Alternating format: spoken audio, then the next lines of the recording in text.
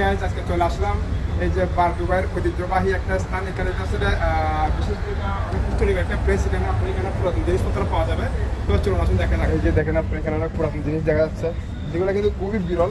এই আপনারা দেখতে পাবেন এখানে এই টাইপের জিনিস, এগুলো কিন্তু এখানে কিন্তু পুরোনো ঐতিহ্য। এখানে শুধু এখানে না, এই মার্কেট এখানে যত জিনিস আছে আপনাদেরকে দেখানোর চেষ্টা করতেছি। চলেন, কিন্তু অনেক সুন্দর আপনারা কারুকাজ সুন্দর করে এগুলো করা।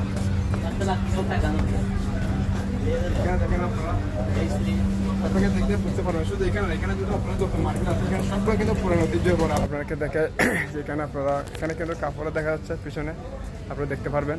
দেখেন আপনারা এখানে এই যেগুলো আছে দরজার হ্যান্ডেল, মানে মুভির শিখের মধ্যে এগুলো আছে কিন্তু অনেক পুরোনো ঐতিহ্য। শুধু এখানে না, আপনারা এখানে দেখলে অনেক কিছু দেখতে পারবেন। এই যে তালা, পুরোনো এখানে যে তালা দেখা যাচ্ছে, এগুলো কিন্তু অনেক ভারী।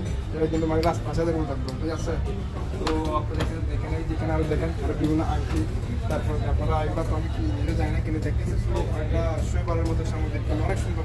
এটা দেখেন, দেখেন এই যে এটা দেখেন, এটা কিন্তু অনেক সুন্দর। কিন্তু যদি আপনি এখানে দুই রকম আংটি, এখানে কিন্তু সচরাচর এই মার্কেটের যেদিকে দেখেন আপনি এদিকে দেখতে পারবেন, মানে ঝুলানো অবস্থা।